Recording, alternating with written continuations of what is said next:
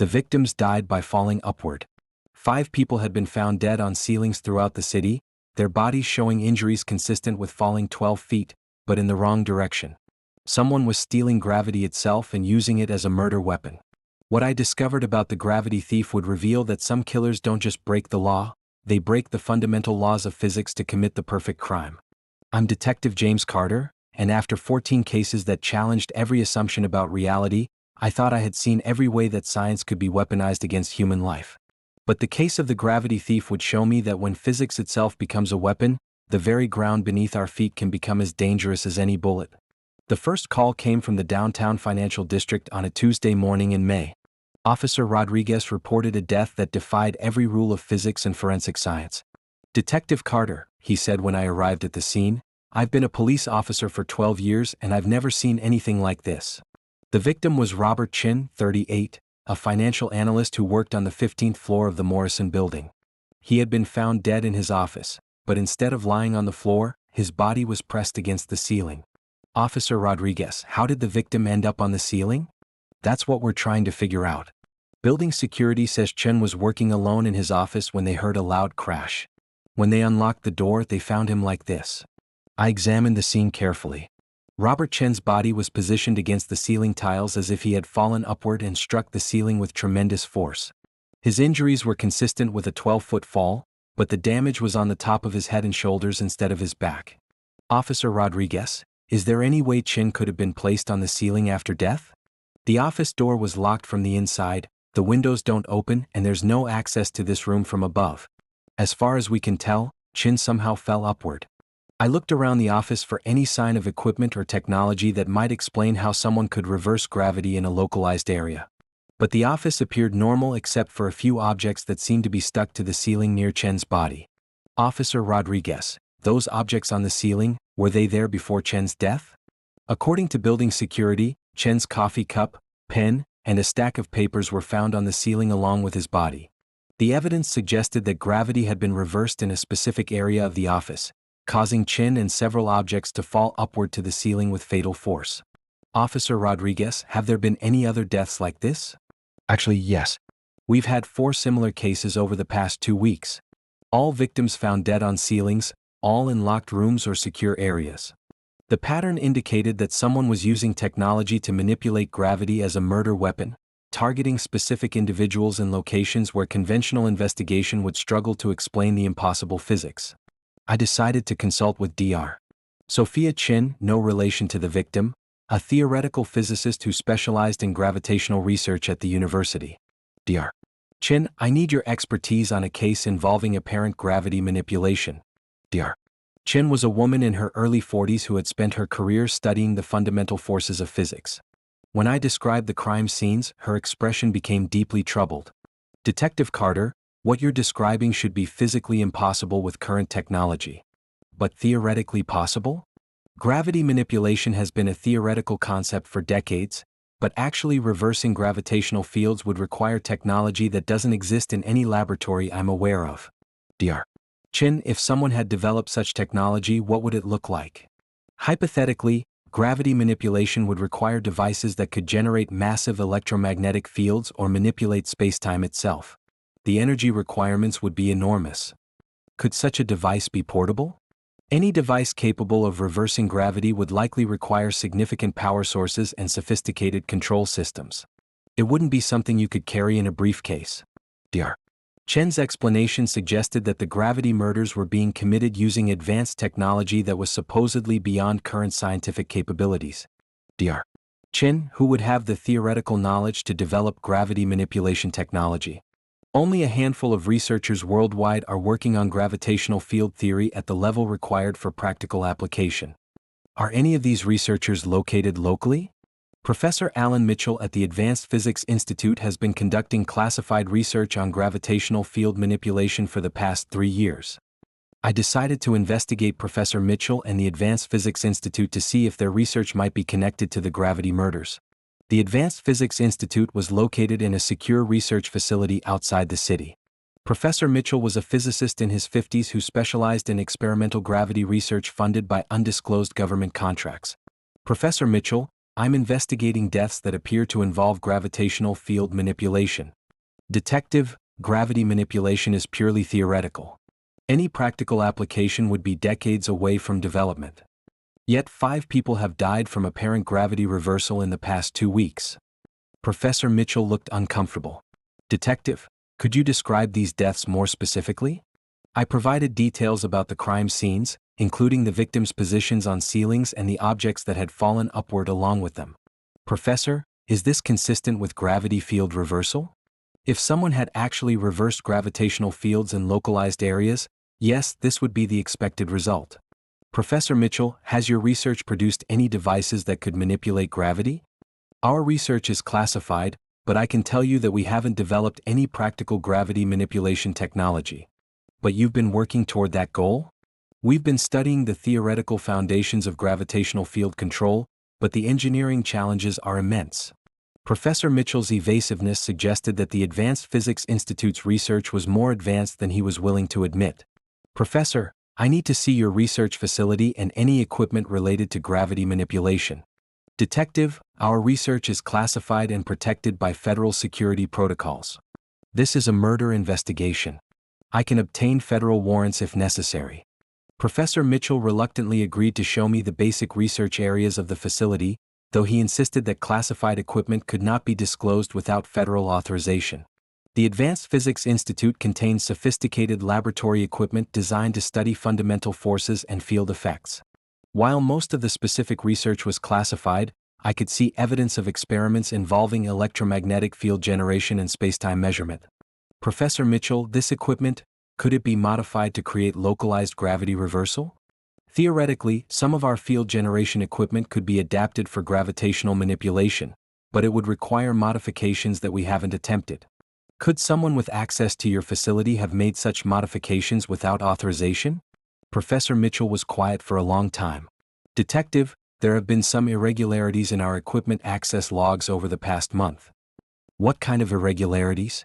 Someone has been using our laboratory equipment during off hours, operating systems that require advanced physics knowledge. Who has access to the laboratory after hours? Only myself, my research assistant Maria Rodriguez, and a few graduate students with security clearance. I decided to investigate Maria Rodriguez, who had both access to the gravitational research equipment and the technical knowledge to potentially modify it for harmful purposes. Maria Rodriguez was an engineer in her 30s who specialized in electromagnetic field systems and power management for experimental physics equipment. When I interviewed her about the gravity murders, she seemed nervous and evasive. Rodriguez, Professor Mitchell mentioned that someone has been using laboratory equipment without authorization. The advanced physics research requires constant calibration and testing. Sometimes we work extended hours to maintain the experimental systems. Rodriguez, do you have knowledge of how to modify gravitational field equipment? I'm responsible for the engineering aspects of the research, so yes, I understand how the equipment functions. Could the equipment be modified to create localized gravity reversal? She hesitated. Theoretically, yes, but such modifications would be extremely dangerous and potentially lethal. Lethal how? Uncontrolled gravity manipulation could cause catastrophic effects. People or objects could be thrown against walls or ceilings with tremendous force.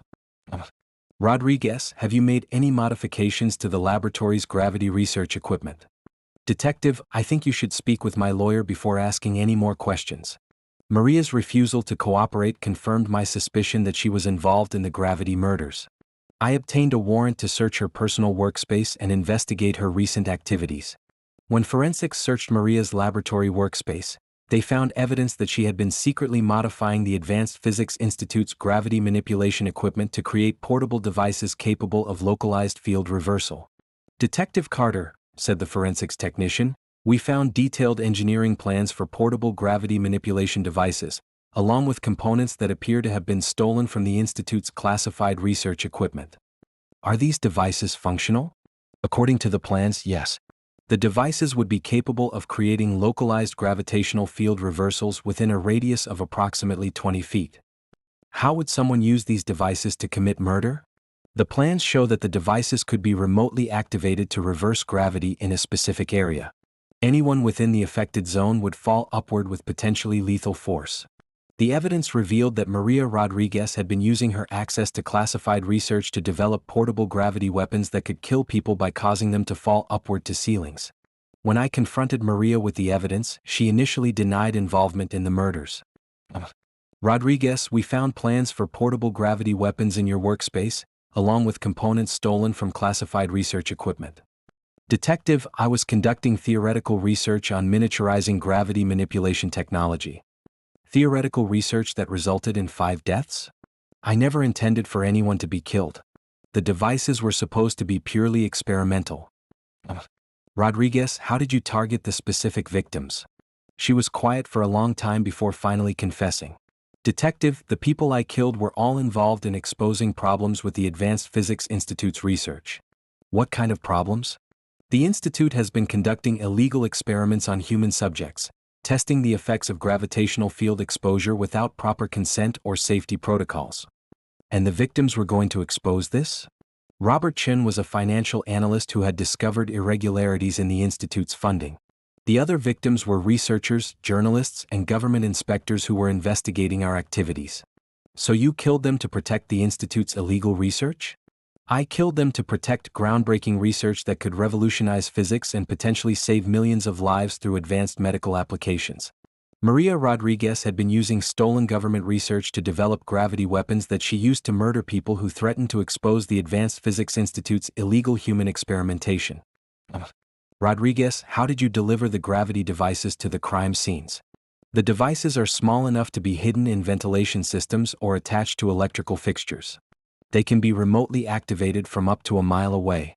And the victims had no warning that gravity was about to reverse? The devices activate instantly. The victims would have experienced normal gravity one moment and then found themselves falling upward the next. Maria Rodriguez was charged with 5 counts of murder using experimental weapons technology. Professor Mitchell and the Advanced Physics Institute faced federal charges for conducting illegal human experiments and developing classified weapons technology.